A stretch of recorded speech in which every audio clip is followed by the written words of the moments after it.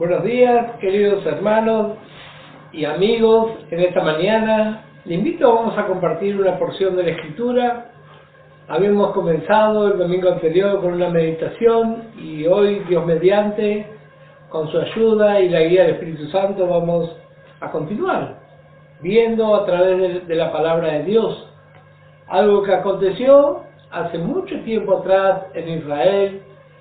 Pero como habíamos visto, dice el apóstol Pablo, todo lo que antes se escribió es para nuestra enseñanza. Así que aquí seguramente vamos a encontrar enseñanza para nuestras vidas. Israel había estado cautivo por mucho tiempo. Y bueno, Dios luego utilizó un rey que tenía otra forma de ver las cosas y le permitió a Israel volver a establecer su culto, a volver a su tierra. Y sabemos que todo esto fue dirigido por nuestro Dios. Dios tiene el control de todas las cosas.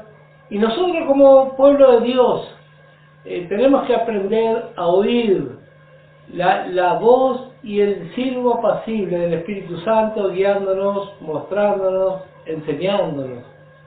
Así que gracias al Señor por las circunstancias que pasó Israel y gracias al Señor por las circunstancias que pasamos como iglesia en estos tiempos de pandemia, unos tiempos tan complicados para la humanidad, que nosotros, los hijos de Dios, por la Escritura, conocemos, sabemos que son los tiempos que la Biblia describe como los tiempos del fin.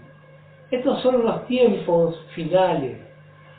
Y vemos con asombro y con tristeza lo que le está pasando a toda la humanidad, donde nosotros también somos partícipes. Este virus que ha puesto de rodillas naciones enteras, bueno, ojalá que nos ponga todo de rodillas ante nuestro Dios. Ojalá que realmente el ser humano tenga un encuentro verdadero con el Señor Jesucristo. Porque dice la Escritura que la humanidad va a ir de mal en peor. Así que si esto ha sido duro, imagínense lo que va a venir aún. Pero gracias al Señor hay una puerta de escape. Y esa puerta se llama el Señor Jesucristo. Nosotros no hablamos de religiones. Hablamos de una persona, el Señor Jesucristo, aquel que pagó en la cruz del Calvario por nuestros pecados. Aquel que nos ofrece una nueva vida. La palabra evangelio, como sabemos, significa buenas noticias. Dios tiene buenas noticias para la humanidad. Dios no se desentendió del ser humano, sino que proveyó por medio de Jesucristo todo lo que necesitamos. Primeramente, un Salvador, y luego todas sus añadiduras. Y siempre que hacemos mención a la importancia de tener un Salvador, porque médicos, gracias a Dios, hay muchos, y gente que soluciona problemas también hay. Pero Salvador hay uno solo, el Señor Jesucristo. Así que le invitamos a tener un encuentro personal con Él. A través de la palabra de Dios, usted puede abrazar la verdadera y única fe. Le invitamos a comunicarse con nosotros por este medio. En el Facebook usted tiene registrada la línea telefónica. Y si no, seguramente usted conoce en su barrio, allí donde usted está, una iglesia evangélica, una iglesia donde la palabra de Dios es central en cuanto a la enseñanza y a la doctrina. Yo siempre hago énfasis en la importancia que tiene la palabra de Dios en las iglesias. Porque muchas veces vemos lo que la religión ha hecho. Ha desvirtuado la enseñanza de la Biblia. ¿Y en qué consiste la religión? Bueno, la religión siempre exige al ser humano hacer algo para llegar a Dios. buenas obras, hacer sacrificios y tantas cosas. Eso es la religión. Pero en la salvación, Dios hizo a nuestro favor. Dice la Biblia que Dios vio nuestra necesidad y envió lo mejor que Él tenía en el cielo, al Señor Jesucristo, a pagar por todos nosotros. Así que esa es la diferencia entre una religión y un Salvador. Por eso le invitamos a que tenga un encuentro con el Señor Jesucristo. Salvación. Su vida va a ser transformada y sobre todo su destino va a ser transformado. De la larga lista de condenados, usted va a pasar a la larga lista de salvos por la eternidad.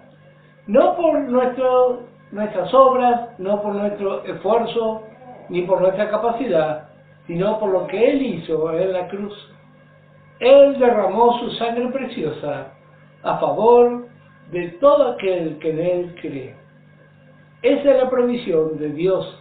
Allí donde usted esté, no importa su condición social, su condición económica, no importa lo que dice el juzgado de donde usted vive. Tal vez en el juzgado usted sea un delincuente, ha sido una persona que fracasó muchas veces. Bueno, Dios le ofrece esta oportunidad de empezar una nueva vida. Dice la Escritura, si alguno está en Cristo, nueva criatura es. Las cosas viejas pasaron, y aquí todas son hechas nuevas. ¿Puede creer lo que dice la Biblia? Dios tiene un propósito. Si usted está mirando en esta mañana o tal vez está escuchando, bueno, no desaproveche esta oportunidad. Vamos a retomar nuestra meditación del domingo anterior. Habíamos estado viendo en el libro de Nehemías, habíamos visto el trabajo de reconstrucción, habíamos visto cómo ellos en un determinado momento, cuando la obra ya estaba finalizando, o muy avanzada, mejor dicho, ellos fueron movidos por Dios para buscar de su palabra, Y dijimos, en la palabra de Dios encontramos el verdadero avivamiento, la verdadera renovación. Nada puede hacerse si no está la palabra de Dios. Reitero, nada puede hacerse si no está la palabra de Dios. Por medio de la palabra de Dios alcanzamos salvación, porque el origen, la única fuente verdadera de la fe está en la Biblia. Cuando la gente erróneamente dice yo siempre tuve fe, bueno, ese es un falso concepto, porque dice la Escritura que la fe es por el oír la palabra de Dios. Así que para comenzar nuestra vida espiritual necesitamos la palabra de Dios. Escuchamos, aunque sea un versículo, y eso va a engendrar fe. Me va a hacer reconocer de que necesito un Salvador, que soy un pecador perdido sin Dios. Recibo a Cristo y luego, por medio de la Biblia, mi vida es instruida, somos corregidos, somos enseñados. Por eso, cuando encontramos en el libro de Génesis el primer registro bíblico de la relación de Satanás con el hombre. Por eso hago esta aclaración, primer registro bíblico. Satanás y el ser humano. Y bueno, ¿qué es lo que dice la Escritura? Que Satanás puso en duda la palabra de Dios. Así lo registró el Espíritu Santo. Satanás puso en duda la palabra de Dios. Y a pesar de que pasaron los siglos, Satanás actúa de la misma manera. Pone en duda la palabra de Dios. Por eso, ojalá todos tengamos un corazón dispuesto, deseoso de escuchar y de aceptar la palabra de Dios. Dios tiene un propósito, pero ¿cuál es mi parte y cuál es su parte? Creer. El Señor en varias porciones de la Escritura nos habla de la importancia de creer. Y el Señor Jesús en una ocasión le dijo a una hermana desesperada: si tan solo puedes creer, vas a ver la gloria de Dios. No sé cuál es su circunstancia por la que usted está pasando, pero confiamos y creemos que Dios se va a glorificar en su vida. Por ese motivo oramos a diario y le invito a que se comunique si tiene una necesidad.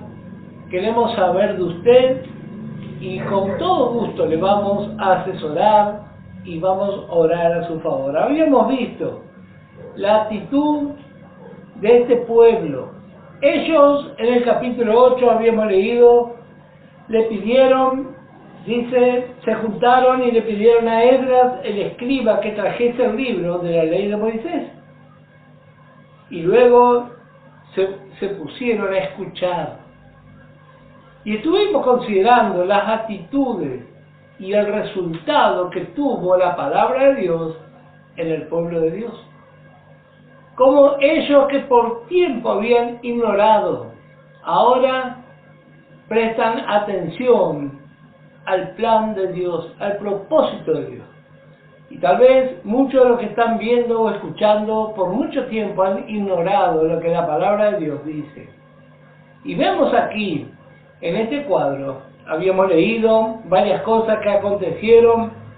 Por ejemplo, que ellos volvieron a leer acerca de la fiesta de los tabernáculos. Y dice esta porción del capítulo 8 de Nehemías, que desde los días de Josué, en el versículo 17, vamos a leer en el nombre del Señor Jesucristo, y dice: y toda la congregación que volvió de la cautividad hizo tabernáculos, y en tabernáculos habitó, porque de los días de Josué hijo de Num hasta aquel día no habían hecho así los hijos de Israel, y hubo alegría muy grande. ¿Cuántas cosas ellos y por cuánto tiempo?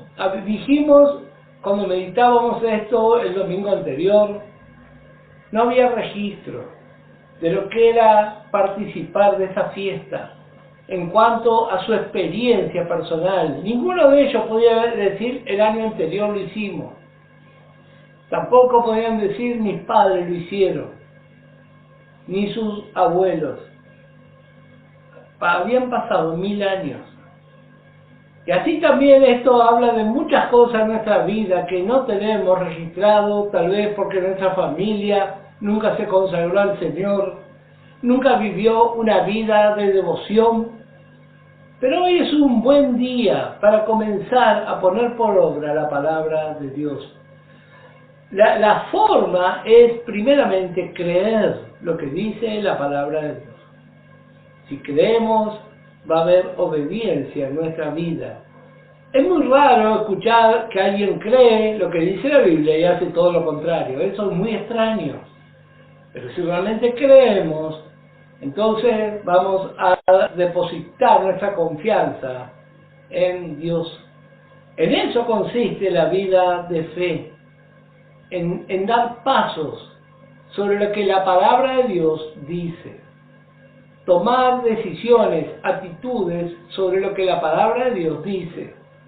Eso es fe.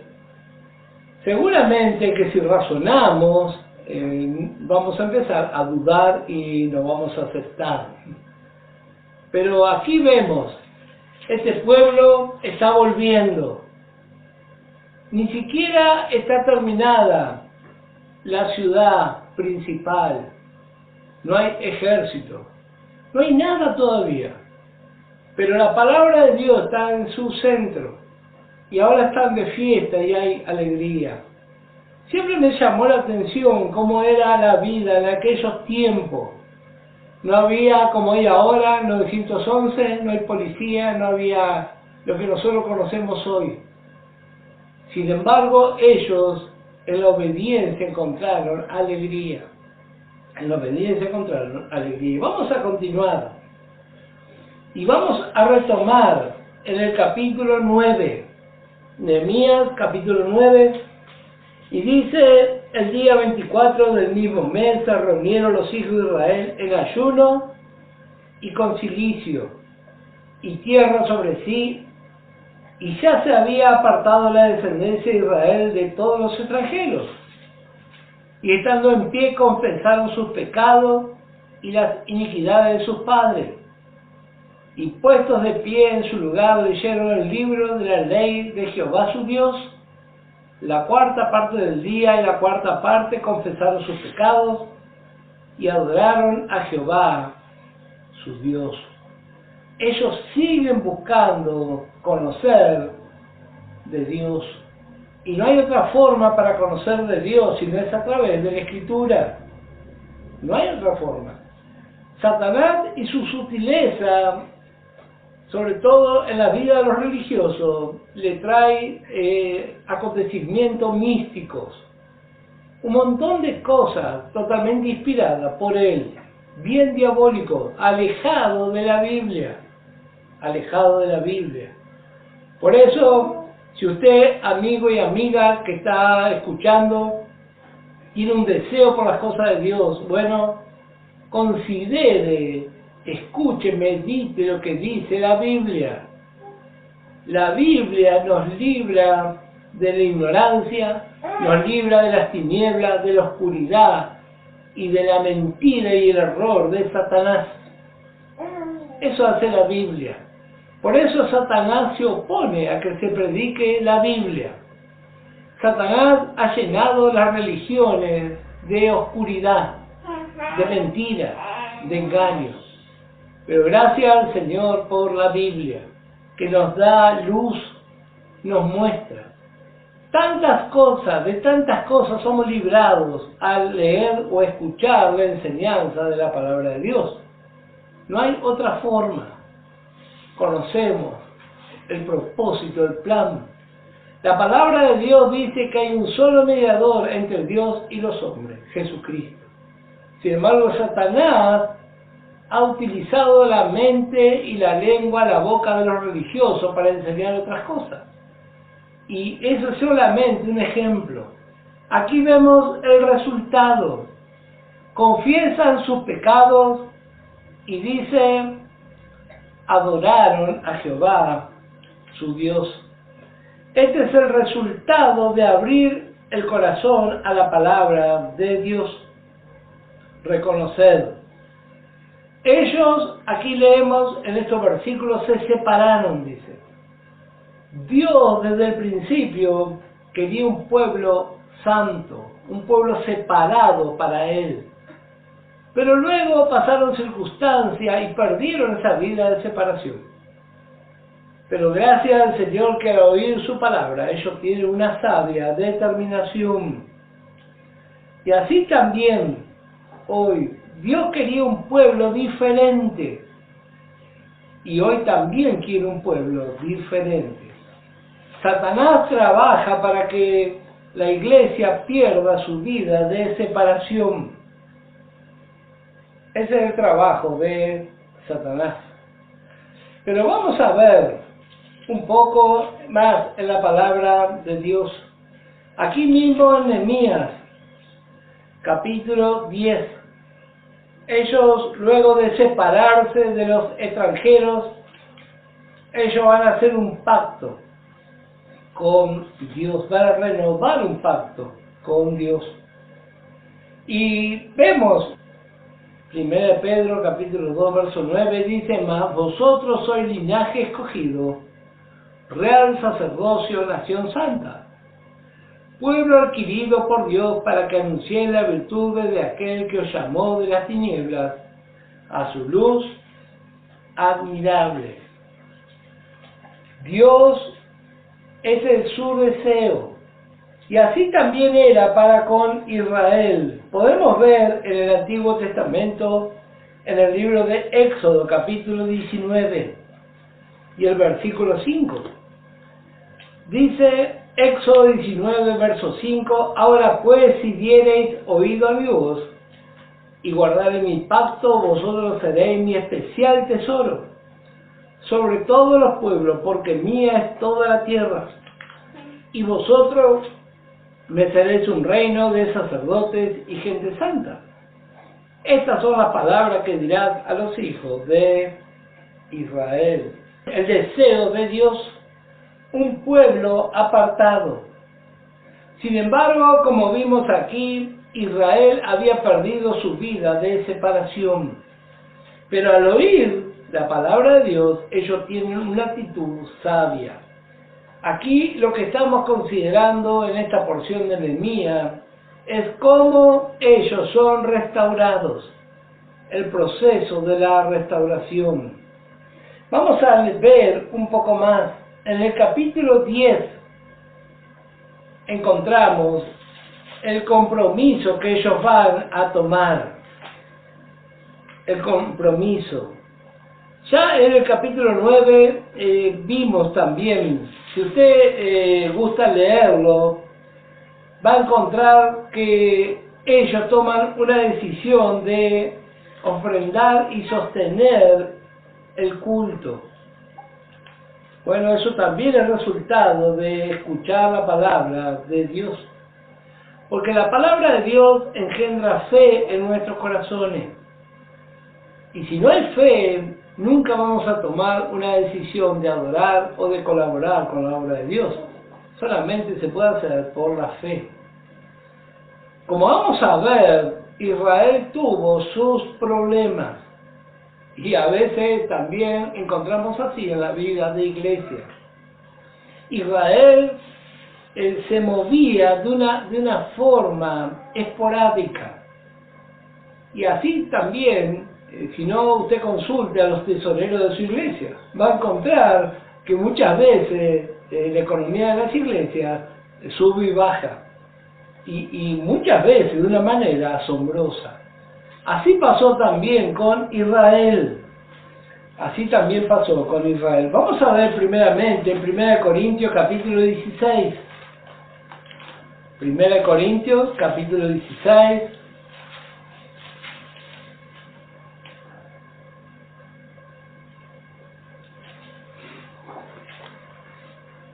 Y el versículo 2. Este es un tema que a muchos no les agrada escuchar.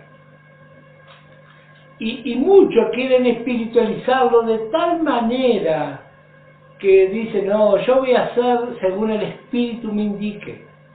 Bueno, entonces va a tener que leer un poco la Biblia. Porque Dios siempre tuvo un plan de cómo sostener su obra. Dios tuvo un plan y nosotros tenemos que ser partícipes de ese plan.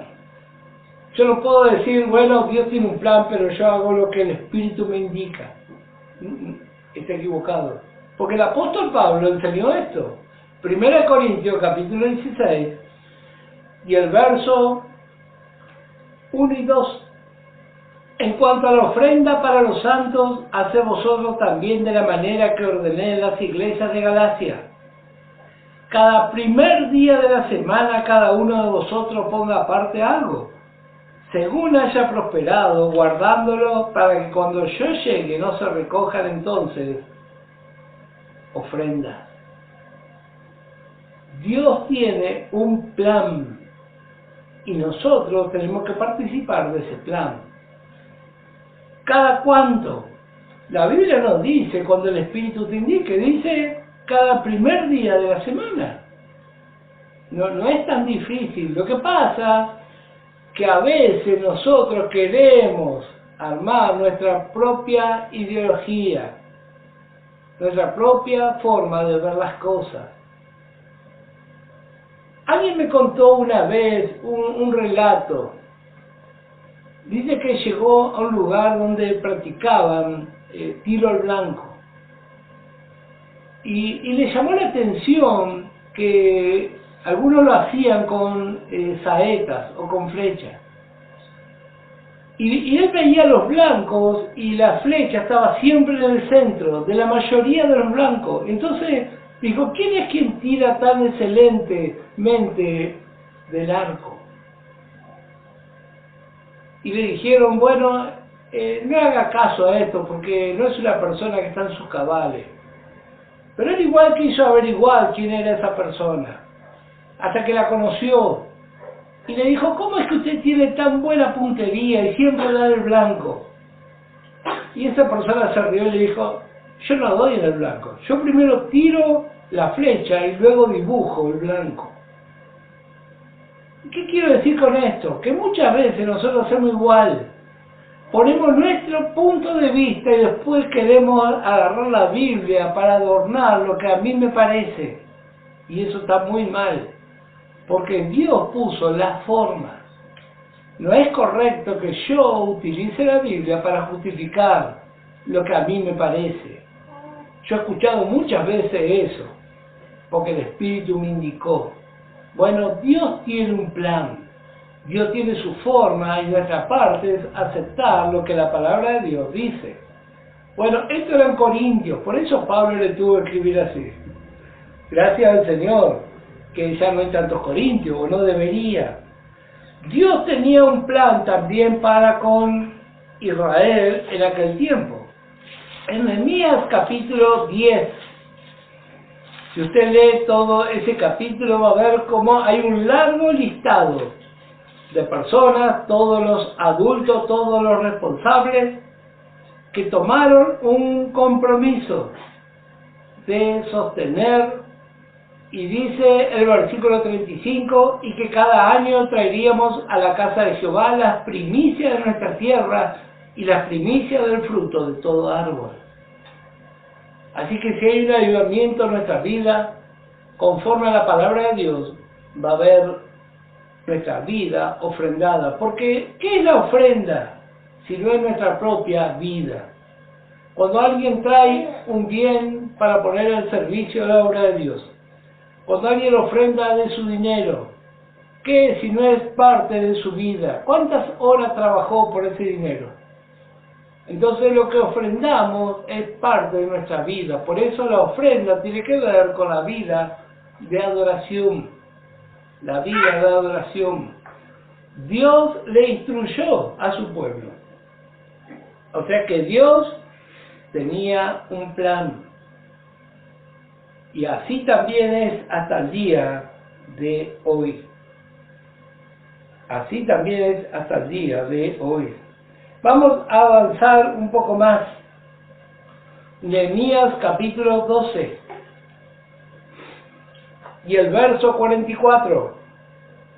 En aquel día fueron puestos varones sobre las cámaras de los tesoros, de las ofrendas, de las primicias y de los diezmos, para recoger en ellas, de los ejidos de las ciudades, las porciones legales para los sacerdotes y levitas, porque era grande el gozo de Judá con respecto a los sacerdotes y levitas que servían.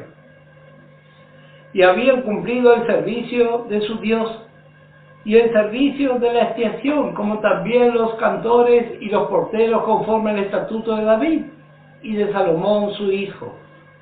Porque desde el tiempo de David y de Asaf, ya de antiguo, había un director de cantores para los cánticos y alabanzas y acción de gracias a Dios. Y todo Israel, en día de Zorobabel y en día de Nehemías, daba alimento a los cantores y a los porteros, cada cosa en su día. Consagraban a sí mismos sus porciones a los levitas, y los levitas consagraban parte a los hijos de Aarón. O sea, ahora vemos un orden. Dios está restaurando las cosas.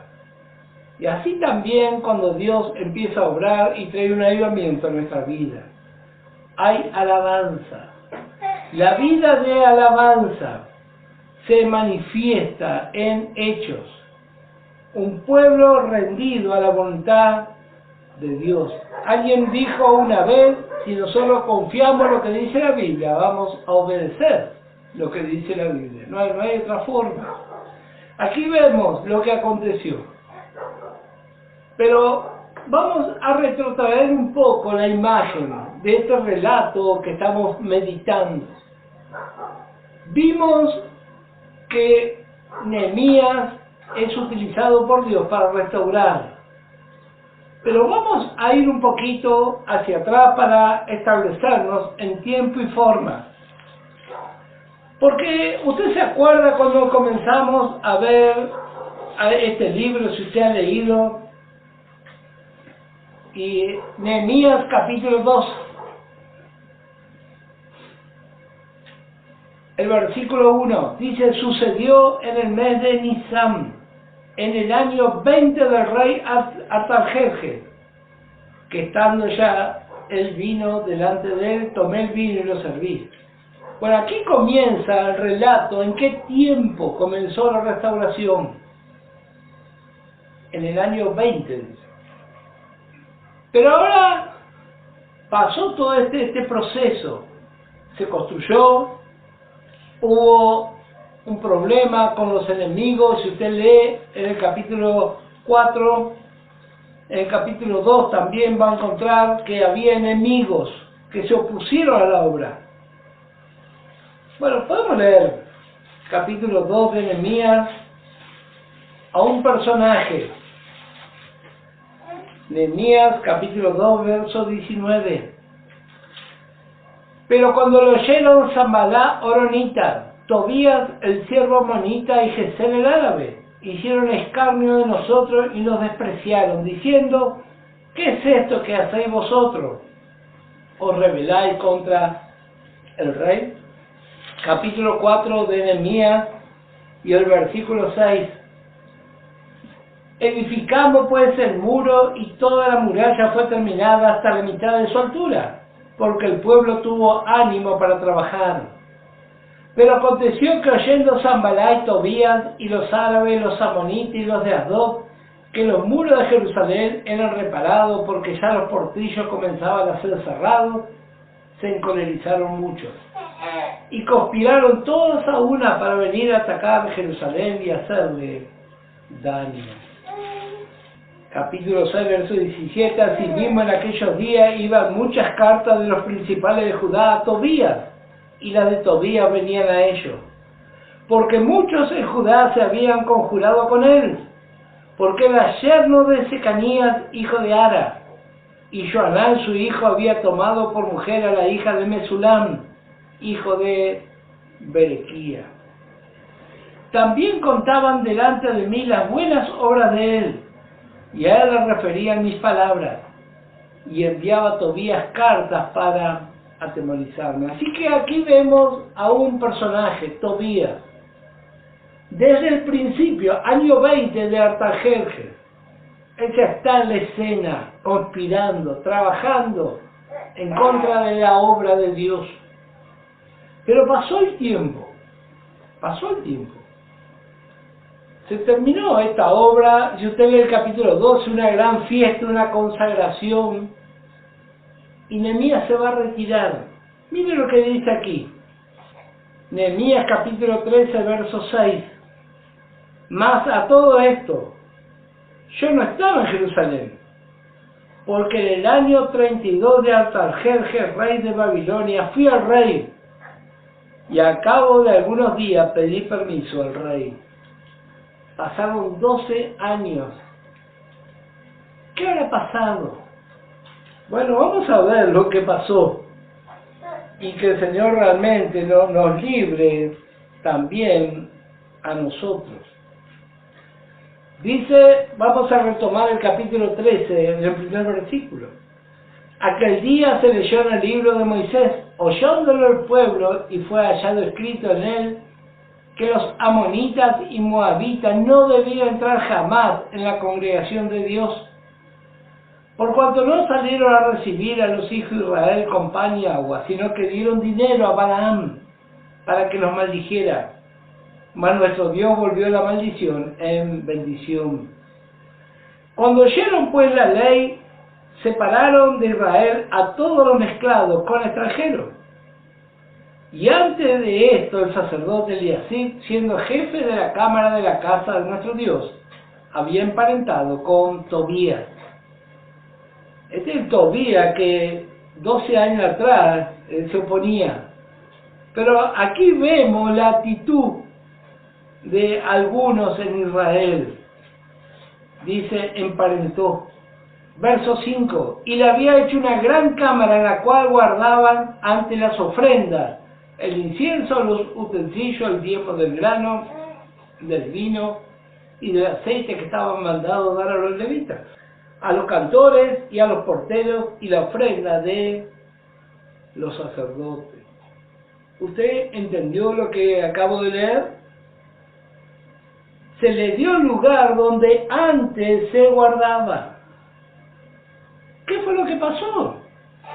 Dice, versículo 7, Nehemías pidió permiso al rey, como recién leímos, dice, para volver a Jerusalén. Y entonces supe del mal que había hecho Eliasab por consideración a Tobías, haciendo para él una cámara en los atrios de la casa de Dios. Y me dolió en gran manera, y arrojé todos los muebles de la casa de Tobías fuera de la cámara, y dije que limpiase las cámaras, e hice volver allí los utensilios de la casa de Dios, la ofrenda y el incienso. Encontré asimismo que las porciones para los levitas no le habían sido dadas, y que los levitas y cantores que hacían el servicio habían huido cada uno a su heredad. ¡Qué cuadro tremendo! El enemigo es persistente, no vaya a olvidar eso. El enemigo se levanta una y otra vez y está esperando un momento de debilidad. ¿De qué está hablando esto? De una cámara, de una habitación grande. Estaba destinada a guardar el sustento de los sacerdotes. Pero dice que el pueblo dejó de hacer eso. Entonces el lugar lo ocupó el enemigo. Aquí hay una enseñanza profunda para nosotros. Cuando nosotros dejamos de hacer lo que la palabra de Dios nos enseña, el enemigo va a ocupar ese lugar. Aquí está el enemigo viviendo en la casa de Dios. Y no es así también con nosotros. Tenemos la enseñanza. A veces, en un momento de emoción, tomamos decisiones, pero después olvidamos andando el tiempo. Así fue Israel. Se habían comprometido a sostener la obra de Dios, pero un día dejaron de hacerlo y el enemigo entró en la escena. ¿No es así también nuestra vida? Dejamos de orar, dejamos de congregar, dejamos de colaborar con la obra de Dios y el enemigo va a ocupar ese lugar. Pero gracias a Dios que apareció Nehemías. Había pasado el tiempo y a veces ocurre en nuestra vida. Tenemos una forma de ser cuando somos jóvenes, cuando comenzamos la obra, pero luego nos vamos apagando. Nehemías no fue así. Dice que llegó y tiró todo fuera. ¿Qué habrá pensado la gente? ¿Qué pasaba? ¿Qué está pasando en la casa de Dios? Voló la cama, voló todo. Bueno, así también la vida de fe. Saca todo para afuera. Hoy es un buen día para sacar afuera todo lo que no sea de Dios en nuestra vida. Así fue este cuadro. Allí estaban. Pasó el tiempo, pero gracias al Señor por la vida de Nehemías y gracias al Señor por la vida de Cristo. La vida de Cristo va a sacar afuera. La vida de Cristo quiere agradar a nuestro Padre.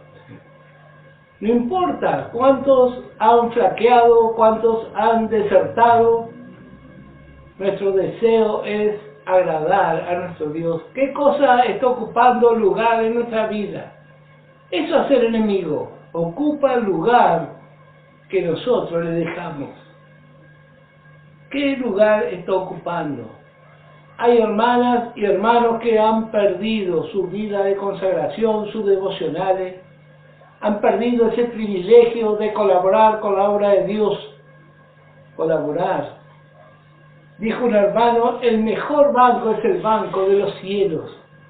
Ahí siempre vamos a tener nuestra ganancia. Y dijo el Señor, por ahí por el Evangelio de Lucas, dice, donde esté vuestro tesoro estará vuestro corazón.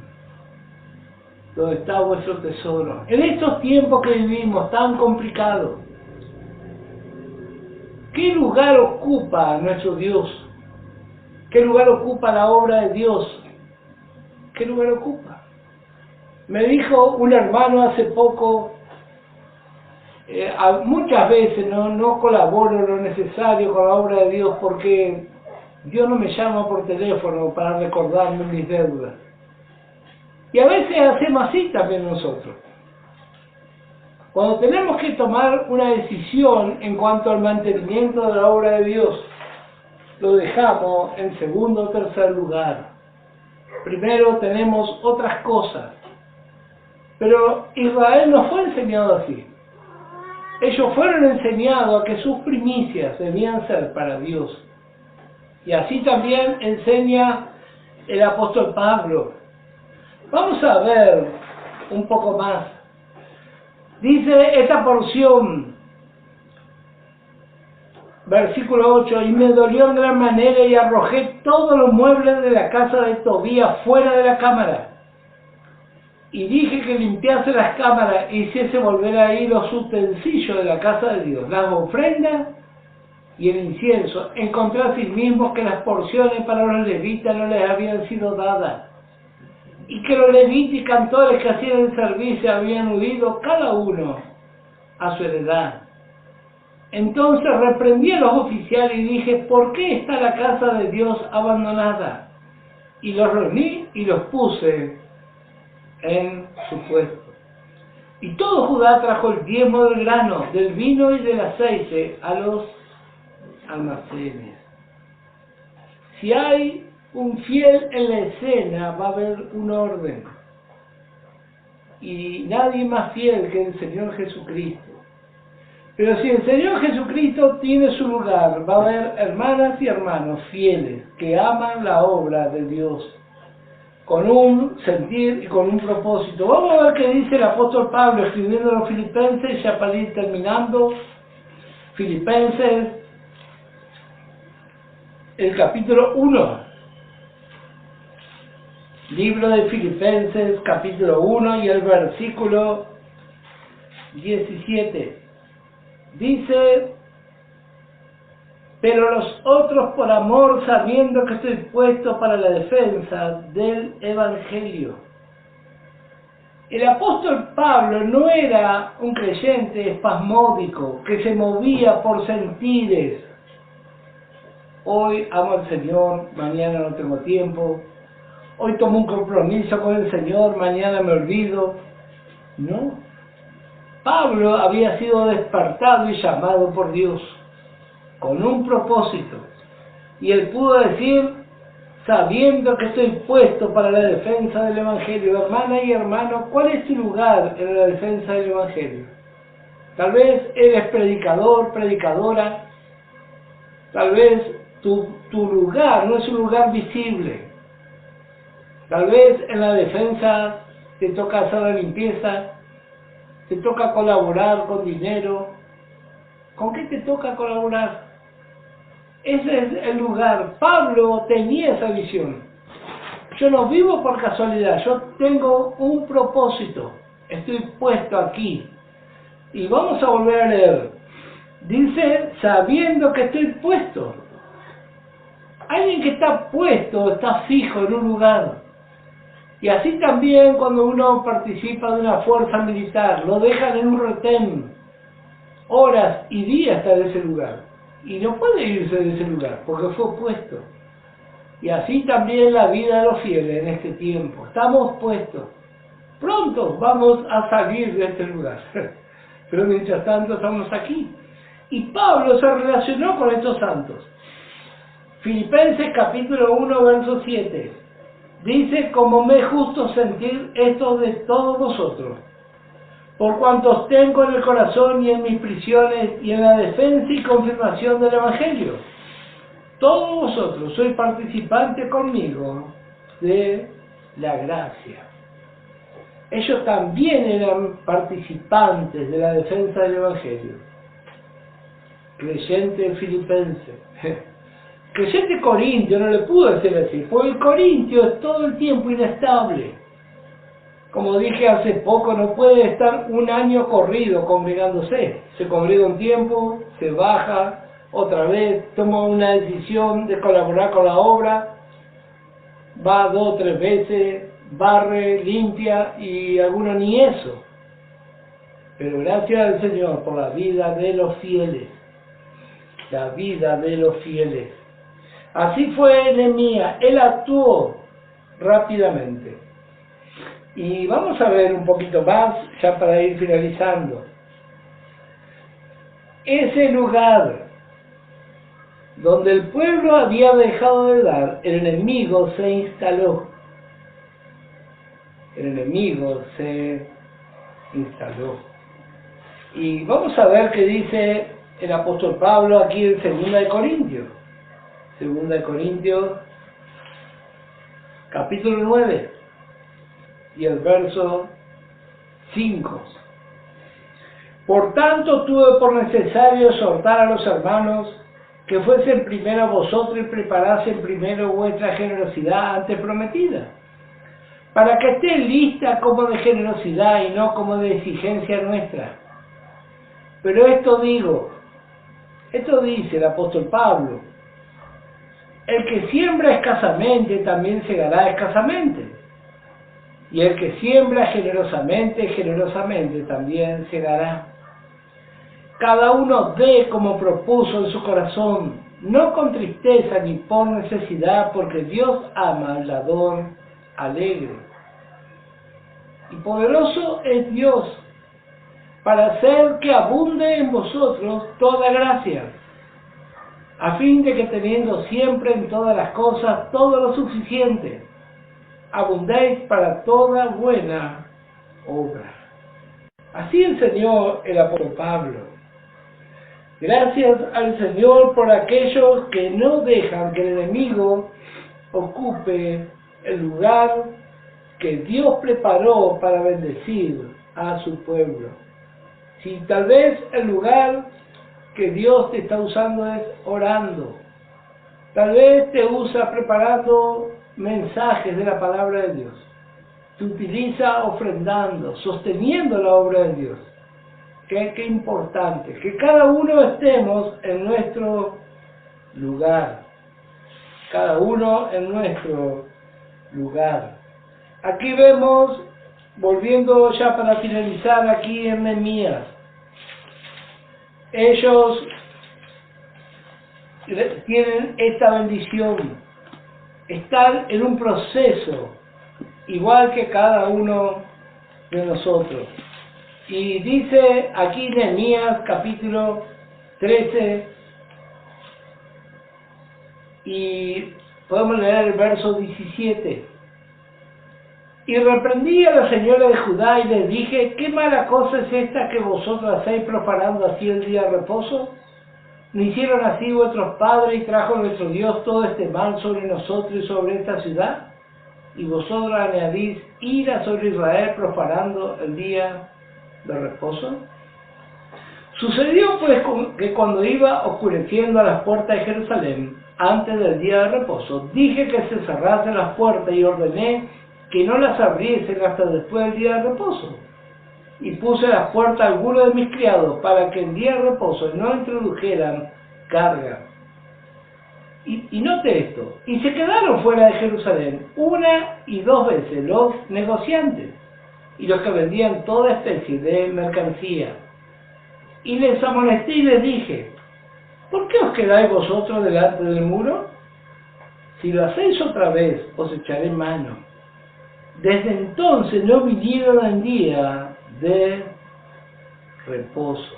Y dije a los levitas que se purificasen y viniesen a guardar las puertas para santificar el día de reposo. También por esto, acuérdate de mí, Dios mío, y perdóname según la grandeza de tu misericordia. ¿Quiénes eran estos mercaderes? Ellos eran de pueblos extraños. Eso habla de otra cultura viniendo a nuestro encuentro. Nehemías dijo: los días de reposo vamos a guardar y vamos a mantener los límites, y esto se va a quedar afuera. Oh, qué bárbaro este Nehemías. Y así también nosotros tenemos que aprender a cerrar las puertas, de tantas cosas que el enemigo quiere meter en nuestras vidas. Nehemías fue bien claro y le dijo, si vuelven otra vez van a tener grandes problemas. Él no quiso congraciarse con lo que a Dios le desagradaba. ¿Y cómo vemos la cristiandad hoy? El enemigo rodea y muchas veces se le invita a entrar. Nehemías le dijo, si los veo de vuelta, se van a acordar de mí. Este enemigo no puede entrar. Muchas veces queremos congraciarnos con nuestros hijos, con nuestros adolescentes, o con aquellos que no aman al Señor. Nehemías es un precioso ejemplo de fidelidad. Él no miró para otro lado y dijo, bueno, no hay problema. Sí, hay problema. Si el enemigo viene, nosotros tenemos la palabra de Dios y cada uno puede decidir cuál va a ser nuestra actitud. Así fue Nehemías y así estamos nosotros hoy. ¿Y qué fue lo que pasó? Verso 23. Vi asimismo en aquellos días a judíos que se habían tomado mujeres de Asdod, amonita y moabita, y la mitad de sus hijos hablaban en lengua de Asdod, porque no sabían hablar judaico, sino que hablaban conforme a la lengua de cada pueblo. Y vení con ellos, y los maldije, y herí a algunos de ellos, y les arranqué los cabellos. Y le hice jurar diciendo, no daréis vuestras hijas a sus hijos, y no tomaréis de sus hijas para vuestros hijos, ni para vosotros mismos. ¿No pecó por esto Salomón, rey de Israel? Bien que en muchas naciones no hubo rey como él, que era amado de su Dios. Y Dios lo había puesto por rey sobre todo Israel. Aún a él le hicieron pecar las mujeres extranjeras. Así Nehemías tuvo esta actitud, una vida de separación, vivir conforme al modelo y al plan de Dios. De eso se trata la vida de fe. Vamos a ver qué dice el apóstol Pablo aquí en 2 Corintios capítulo 6. Qué bárbaros esos mercaderes rodeando los muros, ofreciendo su basura. Y así también hace el enemigo hasta el día de hoy. ¿Cuántas veces el enemigo viene a ofrecer su basura a nuestros hijos, a nuestros jóvenes, y nosotros miramos por otro lado? De miedo fue así. 2 Corintios capítulo 6 y el verso 14.